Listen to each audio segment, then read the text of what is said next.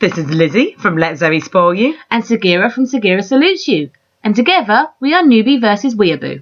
Sagira, Newbie. Lizzie, a Weeaboo. It's Newbie versus Weeaboo. Ahoy. Heidi, hi.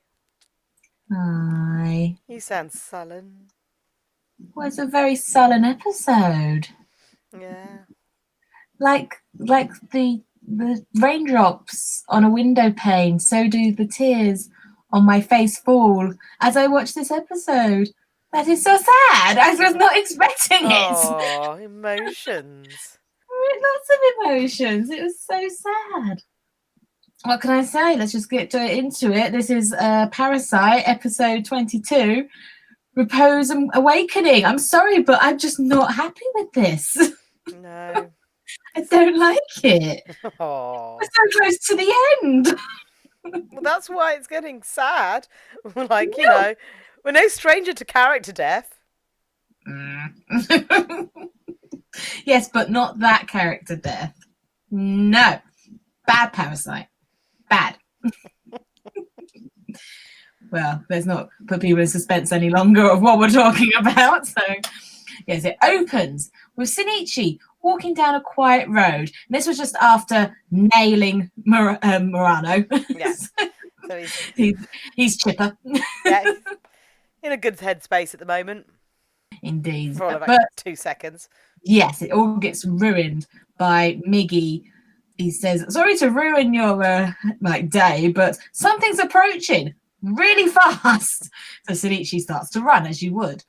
And he's following Miggy's instructions, like, take a left here. And the next thing we see is a car flying around the corner. And Shinichi's like, I'm a thief. It's like, when did you learn to drive? When did you learn to break into a car and Jimmy rig it? So it's like, did Miggy turn himself into an ignition key? Like, I don't know the logistics of, like, how you stole a car. Well, he can turn himself into most things, so he could probably work out how to hijack a car. But yes, he's also driving the car, Miggy, and there's just Shinichi sat back with Miggy, like, driving with his tiny tentacles. I absolutely adored that. But this whole intro was so weird. Like, it felt like I missed something. I felt like that as well, because all of a sudden it was just like, we're walking down. Oh, he's coming quickly in a car. Oh, is that the car that he's in? Oh, no, Shinichi's in that car. I feel like there was a little bit of, like, they've missed a scene of maybe him just getting in the car or stealing the car or breaking the lock of the car. Because it was 1 minute we were like, we're walking down. Goto's coming in the car fast. Then the next minute you just hear Shinichi going, I'm a thief! And you're like, what? I even had to check if I missed an episode even, because I was like, right, we've just had intercourse with Murano, and like, so you'd think that you'd open with them together and leaving or something, but no, it's just him walking down the street afterwards. And then suddenly they're in a car going down the street with Goto chasing them. I was like, well, were they running from Goto already and they just got to a quiet bit? Or it was really jarring of an episode opener. So, but I mean, it got straight into it. Yeah. It got to the point really quickly. But yeah, so Miggy is driving and Shinichi asks Miggy to take them somewhere quiet. And Miggy knows a place and he starts driving out of town to like the mountainous areas.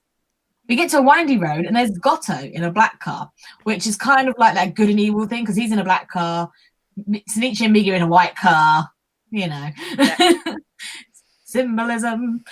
And as Goto is driving, he looks up and there is what we assume is Shinichi's car plummeting towards yeah, just like flying off the edge of the cliff. Again, how random. It's like, we need a quiet place. I know, over the cliff. It's like, when was this plan made? What I want to know is, like, how did the car get to the cliff? Is there another road up there? Or did he just drive through the woods and then drive off the edge of the cliff onto Goto? I'm like, guys, yeah. I know you're trying to progress the story quickly to the climax, but we need few little details on, like, how did they get out the car in time? Like, they just rolled out the car? Yeah, exactly. I mean, one thing they could have done is maybe leave like a window slightly open. Miggy's got his little tentacle. He just pushes on the accelerator and quickly whips out before the car goes out. I don't know. Are Japanese cars different to ours? I have no idea. Have they got like an auto drive? No. Yeah, it was very confusing and just a okay kind of moment. Yeah, you're just like, so there's a falling car now. Cool. We've only just stolen it literally about 30 seconds ago, but let's progress the story. In that whole intro, we didn't see him steal the car. we didn't see like, you know, anything of Goto like finding them or anything, like not even from his point of view. We didn't see them make a plan, and we didn't see how they threw the car off. So yeah, they pretty much were like, they don't need to know any of that. These are the important points. Just go with it. But it's like they knew Goto was going to be coming after them, and then like obviously Miggy is just like, he's coming really quickly, he must be in a car. I'm like, why did Goto make the decision to drive after Shinichi? What was he going to do? Run him down on the road? Like that doesn't seem like a very Goto thing to do. To just be like, I'm just going to drive up to him and go, hey, I'm driving past you now. What? Like. Either he didn't want to get spotted, like because obviously he can run faster than a car. So either he didn't want to get spotted by people and he wanted to look inconspicuous, or he's just still tired from before. He's like, car will do. Is it his car? We don't know. Yeah, exactly. Like, questions that need but to be the thing is like, if he was so tired, what was he doing in like lycra like gym equipment? Like he was in like literally a runner's outfit, like skin tight lycra, like you would do if you were running. So I'm assuming he wears that because that is the optimal I'm going to fight athletic gear. But then why get in a car? I assume that he wears that stuff because when he's like with Hirakawa at the piano, he was in his own only his underwear. So I'm assuming that the less clothes he wears, the more comfortable he feels because his cells can breathe or whatever. Yeah. But obviously he can't be in Speedos in public because that's a bit suspicious. So, you know, skin tight, short lycra is the closest he's going to get before being arrested for indecent exposure. Yeah, and obviously like when he's in other clothes and he does all his like transformations, his clothes get all mangled, so this is obviously a fabric that doesn't like, oh no, I've just lost the leg of my trousers or the arm of my shirt now. Breathable substance. But still, again, it's a bit jarring about any explanation. We've figured that out, but at the same time it's just like, what's he doing in like literally like what, cycling gear? I love it. We were like, this is such like a quick episode, and we've already spent like what 5 minutes just discussing the intro, saying what is going on. Right, intro happens. Moving on. We see that both cars are now fuego. They're on fire. There's one on the road, which we assume was Sonichi's car, and then there's one down the cliffside, which is Goto's. And there's Miggy and Sonichi looking over the cliff edge, and Miggy informs him he ain't dead. Nope, that didn't work then. Yep, he's like, he's still alive. Miggy says to Sonichi, run. Goto is unscathed. It did nothing. Didn't even hurt his lycra outfit. That's some strong equipment. Yeah, that's certainly a like, you know, one up on the lycra. But then I have heard that before. Like there was somebody who was in a car crash, and a tree or pole or something went through the windscreen and went through their leg. But because they're wearing lycra, it stopped it from hitting any vital arteries. So if they weren't wearing, because it's elasticated. Yeah. So because of that, they survived. And it's like, well, lycra is the car crash material that you need. Next time I'm being attacked by parasites, I'm just going to be like, you can't catch me. I'm in a lycra bodysuit. But yeah, so lycra is the choice of all drivers, apparently. But yeah, so he's unscathed. He's unharmed. He's just stood there looking up at them like, what was the point? Why? Yeah. What are you doing? He just crashed my car. If it even was his car. And did he have insurance? Like, we don't know. So, yes, Miggy tells Sonichi to run. So they just peg it into the forest. And Goto ambles in slowly. Yeah, he just kind of wanders after them. I'll get you. Don't worry. I'm not going to waste my energy. And once they're in the forest, Miggy tells Sonichi to stop in the woods so they can strategize. But of course, Sonichi wants to run. He's like, no. No, Miggy. Maybe not hanging about. Let's just like get out of Dodge full stop. Yeah, let's just go. But Miggy says he knows that Sonichi is afraid, as he is too. And this was quite a sweet moment because, like, I mean, fear is an emotion, you know. It's yes, it's a reaction, but it is also emotion because he doesn't say like I'm scared. He says I'm afraid. Yeah, you know, and that is an emotional way of saying it, and it's really like oh, like they're so connected and it's so lovely. But he says this is their moment of truth. This is now. It's like now or never. This is it. We've got to end this. Yeah, it's the showdown. Yes. So so Miggy helps Shinichi to calm himself by holding his heart and breathing, and yeah, he's focused and they can make their plan. Miggy thinks if working together isn't helping them, then maybe they should fight separately, as sometimes strength is beaten by chance. Very ornaments. Miggy tells Shinichi he took a lighter from the car and put it in his pocket. And this is one of those random things where you're like, again, we missed something. Yeah, it's like, thanks for the exposition, because it's just like, I needed this item, quick, here's the MacGuffin. So they've obviously made this plan, and then we see Goto is getting closer. He senses Miggy in the trees, and he senses that he is in every direction. So Miggy is just made a circle around the trees just to confuse Goto as to where he is. We see Shinichi has no arm. So Miggy has decided that he's going to separate himself. As he said, they need to be separated. And that's kind of scary because we know that there's only a limited amount of time for them to do that. So this really is a be-all and end-all of plans. A last stand. Miggy says the parts of him in Shinichi are completely integrated, so he still has his powers, so he can still have speed and stuff. Probably not as much as he would with Miggy. He's still got a little bit in him. And also that this will mean that Goto can't detect Shinichi, and that's the biggest thing. He needs to think that Shinichi is with Miggy. Yeah. So it's kind of like the Ryoko plan, when she had her little tentacle thing like inside. So the guy was so focused on that, they didn't realize that she's like, ha, I'm behind you. So yeah, it's obviously a Parasyte plan. Miggy acknowledges that the fight can't go on for too long, as he would die, obviously. But as this is a reckless plan, hopefully Goto won't suspect it. He won't think that they're going to ambush him from two different sides. Goto jumps into the trees and he slices, hacking away, and we see him slice some of Miggy, but obviously because Miggy's in a big circle, he can just go. And Miggy doesn't respond to this. He doesn't attack, and this confuses Goto. Goto says that he wants Shinichi, and once he's dead, he's won. So we're thinking that, he said earlier, I can kill you and then move forward. Yeah. But this kind of seems a bit final. Like, once I've got you, I've won. Yeah, I start feeling that Goto starts getting a bit obsessed or singly focused. It's probably like there's more of his directive coming, but he doesn't know what that is. But beating Shinichi is like he'll win the fight, the fight that he's been preparing for, and like his purpose might be something else, but there's nothing to stop him. Once he does this, he wins the fight, and then he can move on without anything standing in his way. That's his final hurdle.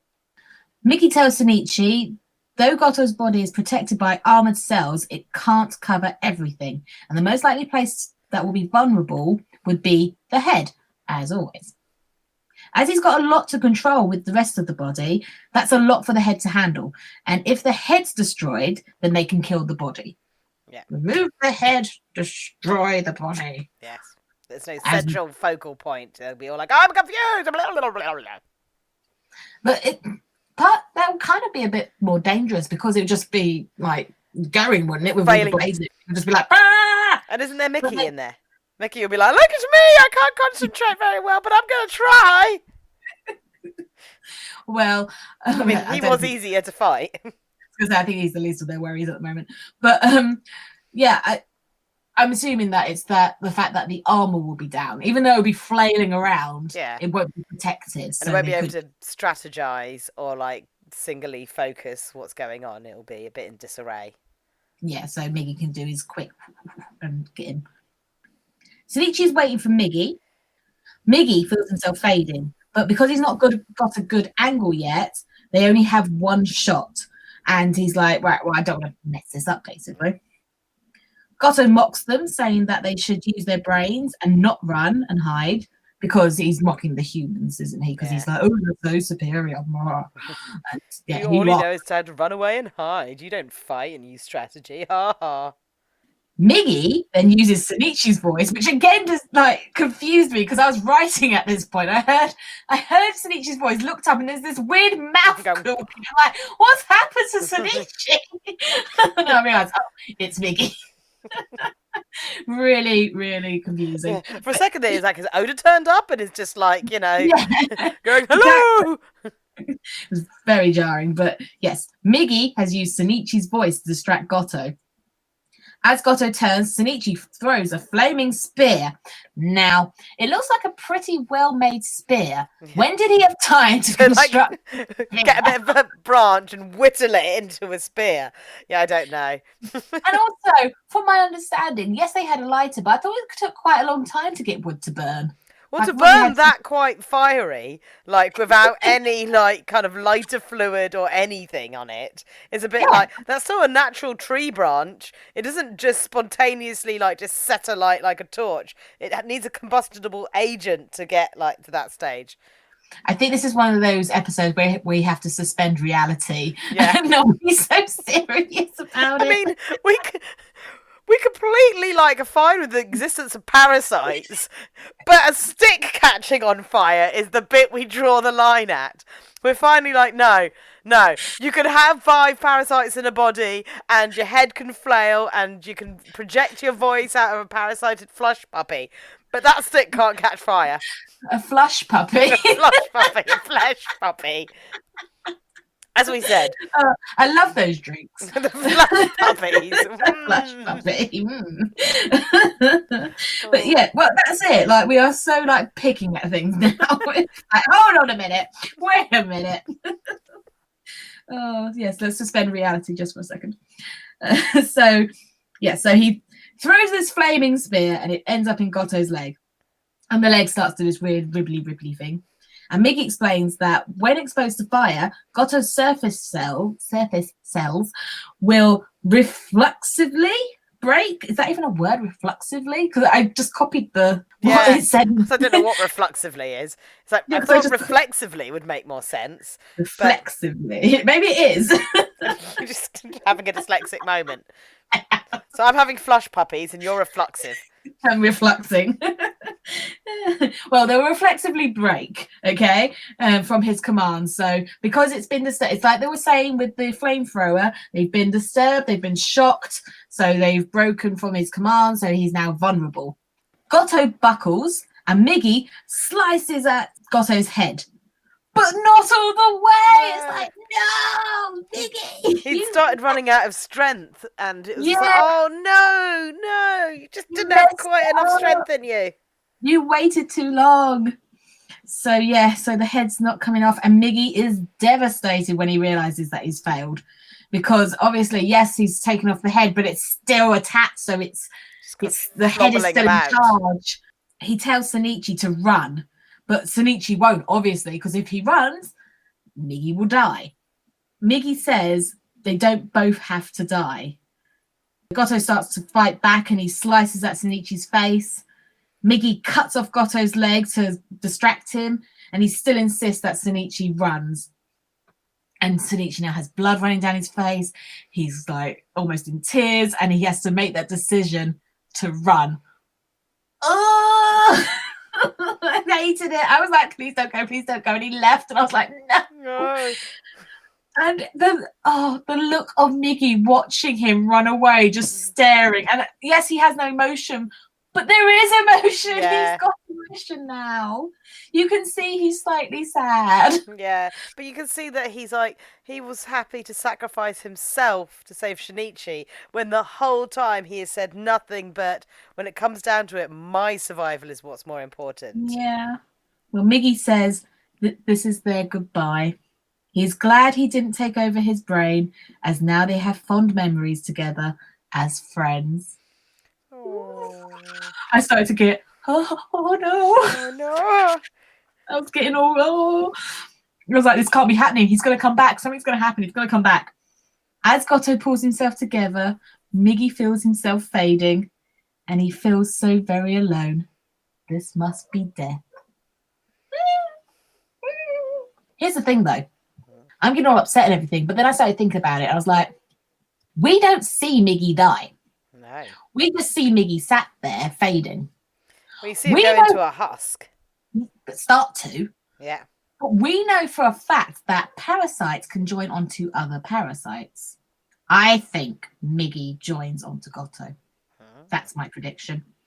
Which is even sadder because he's part of the enemy. But that's my prediction. I think that he has joined. I think this is all like a big misdirect. I think it's that we're all meant to feel sad and that Shinichi thinks he's lost his friend when in fact he's still alive and he's with Goto, which is going to be hard for Shinichi because he's got to kill Goto, but Miggy's there. So I think it's going to be a real emotional roller coaster as the rest of it has.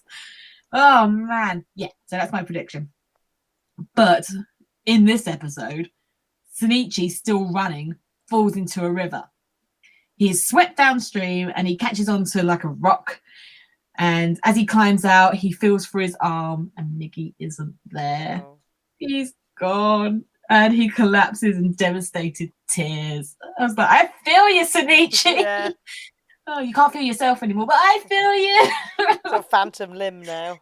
It's so sad. It is like something's missing. Like I know he's missing an arm, but just an entity is missing. Like this. Oh, it's horrible. I hate it. At night, Shinichi finds a house of an old lady.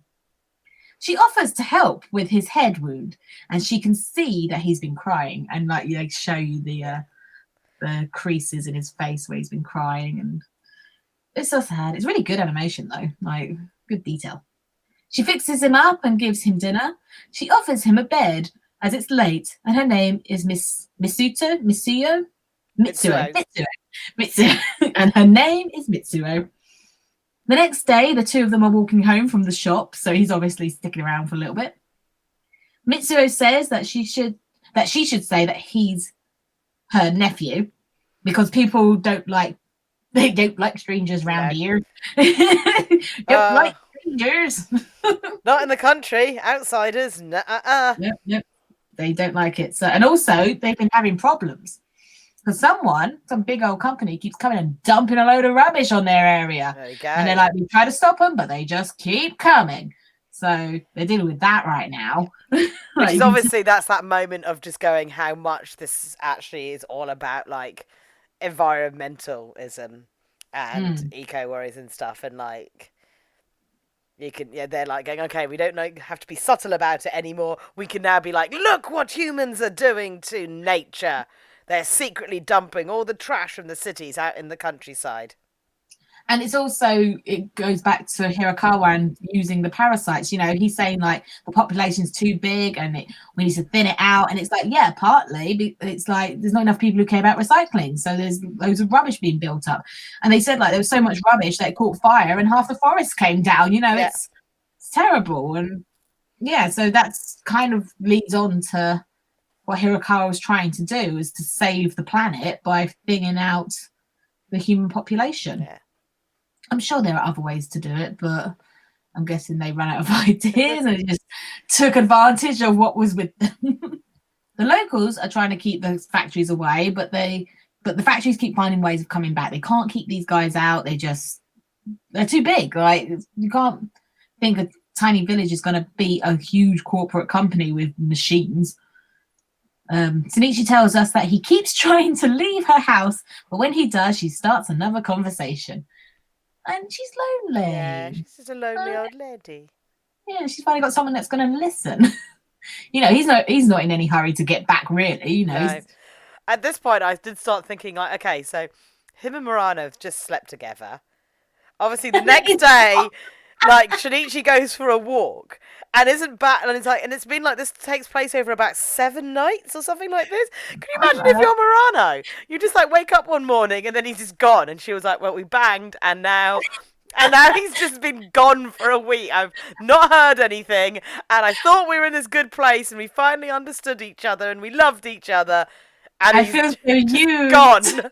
I was like, That's true. I didn't even think about that. Yeah. Because as the time was ticking over, I just kept thinking, Murano would have just woken up and been like, oh, he's gone. Oh, no, he's not coming back.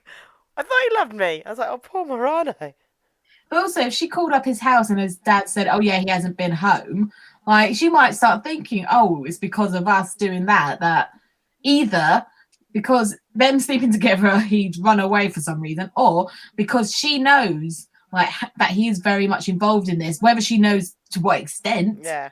She might think that he like is dead. That Yes. he's been gone for so long and his dad doesn't know where he is, you know. And it was like, it was goodbye sex rather than like let's live sex. Let's live sex. They want to live sex. Exactly. So poor Miranda. We don't even get to see any of that. I'm sure we'll see it when he finally gets home. Anyway, so yes, he's trying to leave. She won't let him leave.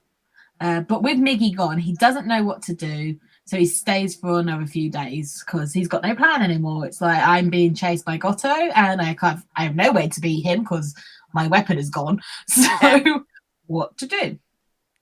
He does, however, want to go home to tell his dad about his arm and how he had a friend named Miggy. And then he calls Miggy a true hero. And it's like, that's no. I mean, it's really sad that he can only tell him once Miggy's gone. Like, he feels like he can't. I mean, obviously, because Miggy the whole time was like, I'm going to kill him. I'm going to kill him. Say something. Good, yeah. But, like, at this point, when Miggy was more accepting of things, it would have been like, Miggy would have been such, like, a good friend, you know, because he's been in their house for almost a year and he's not killed any of them. Like, I think they can trust Miggy, you know? It's really sad. Inside Shinichi's head, we're back to that weird, dreamy thing where we're inside his subconscious, and he finds a small Miggy-type creature with Miggy's voice. I love this creature. It's not cute in the slightest, but it at the same time, I was just like, it's just little 3 little legs, and it's plodding about, going, "Do I know you? I don't know." Woofity, woofity, woofity. And I'm like, you're not cute, but I kind of love you. You weird 3-legged little cutie. It's one of those things that it's so creepy and weird. It is cute. Yeah. You know, like, I was just like, oh, I'd have a little model of that, just hanging out, going, hey. Yeah, I'd rather have that than a Miggy. Because as much as I like Miggy, it's not something that you want sat on your shelf. No. Can you imagine our shelf at the end of this? With like, I mean, my shelf's already covered in like Pokemon and My Little Ponies and like weird octopuses and some other anime stuff. And then you're just going to have like Cubey and Miggy and slowly in the background, like these like, look at my weird murderous mascot collection. And a giant Evangelion. Yeah, exactly. All hanging out with my Banana. Banana going, oh, I don't feel so safe anymore. Your Banana is just a banana because he's just dipped Yeah, himself. he's like, nope. Okay, nope. No, nope. Oh, he's such a narcissist. Love it. Yes, we're inside Shinichi's head. We've got this weird creature with Miggy's looks and Miggy's voice. And the creature asks, what is Shinichi looking for? And Shinichi says, a friend, but he died. The creature says, he not dead. This comes into my theory that he is with Goto. He has to be. He has to be. But yes, that made everyone go, hooray. But, you know, it's a dream state. So, I mean, this thing doesn't even know what it is. Like, no, it's just a couple of Miggy cells that have managed to re-find each other and turn into this little trundling thing. Exactly. But Shinichi wakes up in bed shouting Miggy's name. And Mitsuo is like, you're talking in your sleep. Go to sleep. It's like, just shut up, dude. Shinichi looks at his arm and a little Miggy eye appears. Shinichi tries to talk to the eye, but it disappears. It's like, whoop, whoop, whoop. He's like, oh, I'm alive. Oh, I'm tired. Oh, that was a lot to do today. I go back now. And that's all that the thing can do at the moment. So as like he had this little glimmer of hope of having a new Miggy, but then it's not strong enough to be Miggy. The next day, a bloodied man is running through the woods in fear. And then we see something like moving in the bushes, which we assume is going nom, nom, nom. Yeah. It's looking like it's hunched and nomming. Yeah, it looks like it's very nommy. A group of men turn up at Mitsuo's door. She must have been like, hey, hey. Yes. Ooh, I've never had this much tension. But the reason why they're there is because they say there's too much strange stuff that has happened since this kid has been here. He arrives and people are getting nommed. We don't like it. The guy from the woods steps forward to confirm what he saw. He's like, oh, it had 5 eyes and 6 arms and it looks blur. He's like, it's a monster. It's clearly not this kid. There's a monster in the woods. I love how they all turn up going, pitchforks, you know, well, not actually, but hypothetical. No, what's it? What's it when it's not Yes, real? pitchforks. No, I know it's pitchforks, so they're not hypothetical pitchforks. Metaphorical. That's it. Metaphorical. Metaphorical pitchforks going, you stranger, you turned up in bad stuff. You're a murderer. You're doing weird shit. And this guy's like, it was a monster! Not this guy. It was a monster! And they're all like, this was not the manhunt we were promised. We were meant to go and go, get out, stranger! My favourite thing is that he's going, it's got lots of eyes and all these arms. And instantly she's like, that's Gotto. No shit! Gotto! What else would it be? You know he's in there. You know he's stalking the forest. What else would be there with 8 arms and 6 legs and wherever else he has? Many eyes. Yeah. Numbing the sun person. Of course it's Gotto. Anyway, but they go into the woods, all the men and the police, to go and check out what this guy saw. And they find the dead man, mangled. Yeah, bit of rib cage out there. Yes. And they compare it to the mincemeat murders. They're like, oh, it's like long ago with the mincemeat murder. Yep, they're back. Yeah. To be fair, they never left. They just couldn't find the bodies. At night, Mitsuo gets off the phone telling Shinichi that hunters are going after the monster. Shinichi tells her that guns won't work and it's his fault for Goto and that people are dying.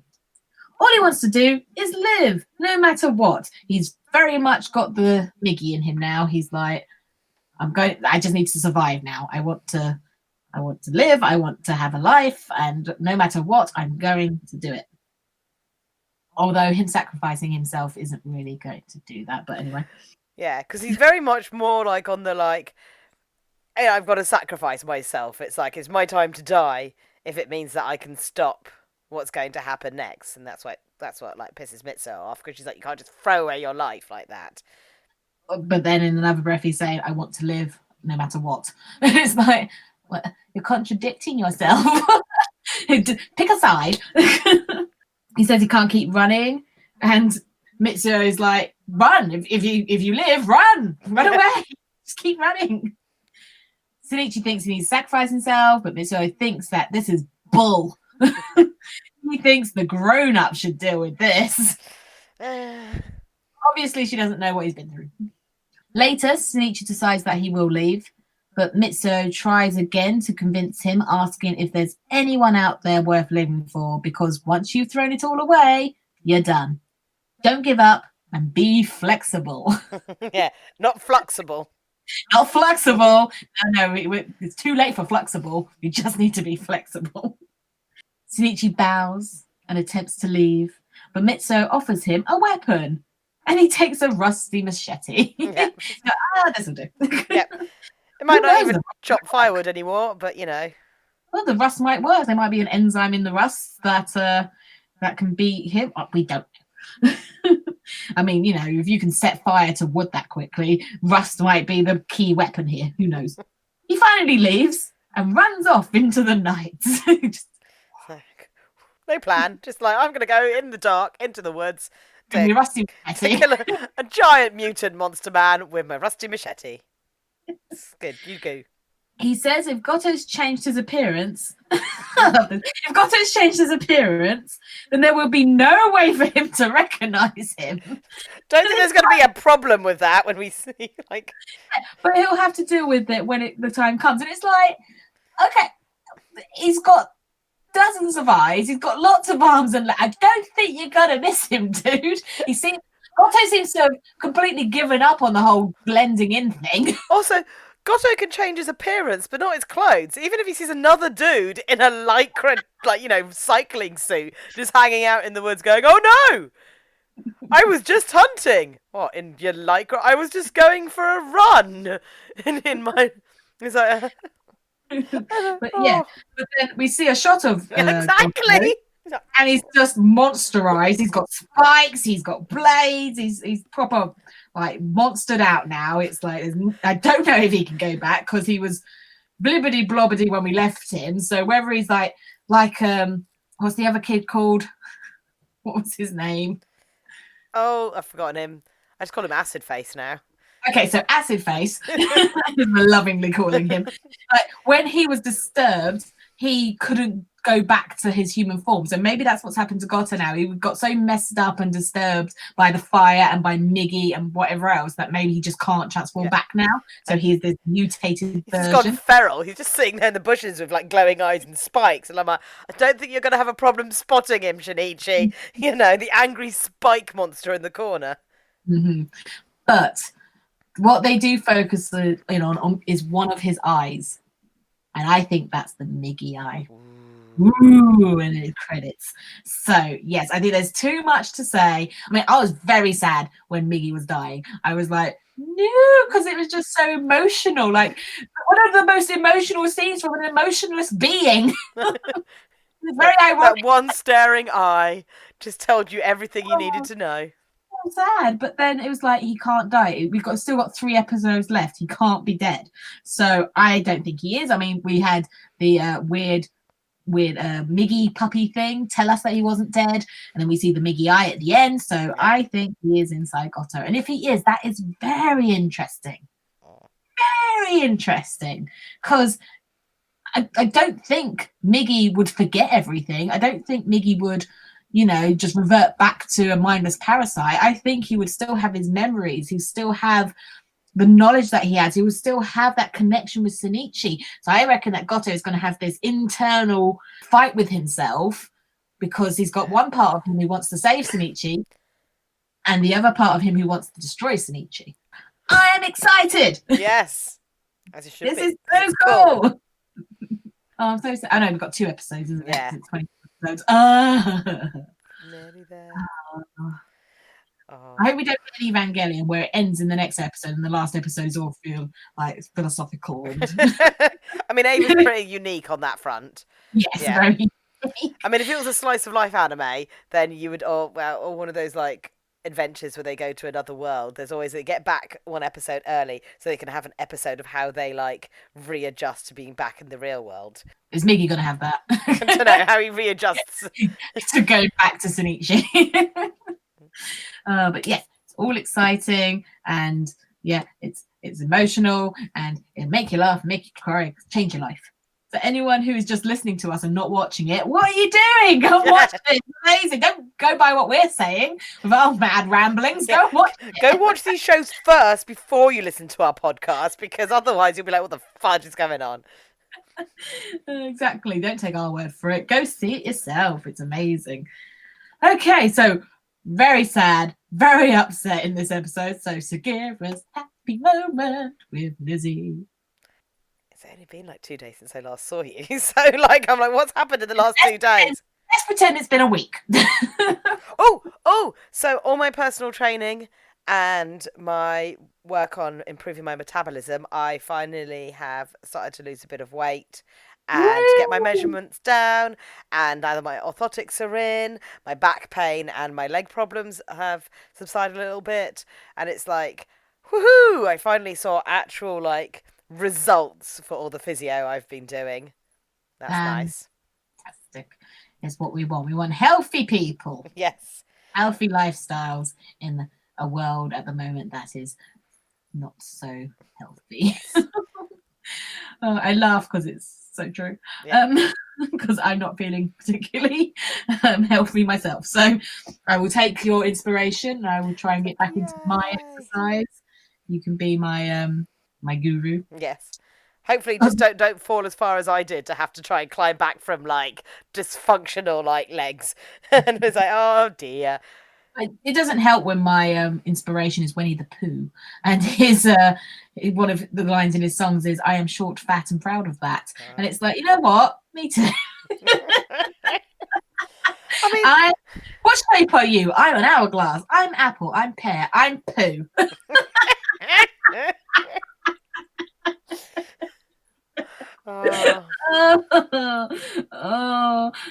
My psyche's been affected. Okay.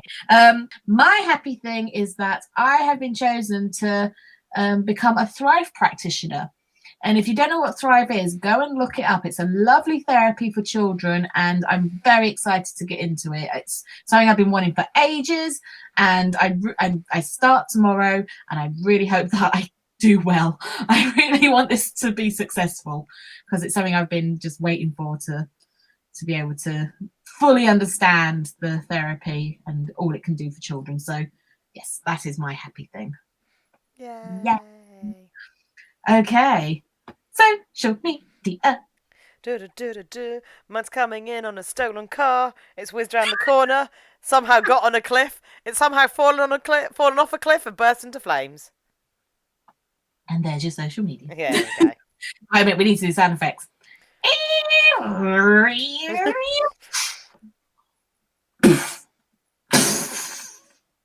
Beautifully done. It's my new job as a sound effect person. Spitting everywhere. My social media is coming in on me fading away. I'm fading away. Oh, you're turning into a husk. I'm turning into a husk. Oh, look how dehydrated you are and emaciated and husky. Nice sound. You've clearly been to the same sound effects school that I went to. It's like, Sagira, you're pruning! You're pruning! That's it, I'm just a prune now. That's it, there I am. Prune. Just a prune. I'll roll away. Doopy-doopy-doo. Confessions is like, no, don't roll into the fire! Cooked prune. This got weird. Oh, say goodbye, Lizzie. So, from a Weeaboo, this is Johnny. And from a newbie, it's can you smell cooked prunes?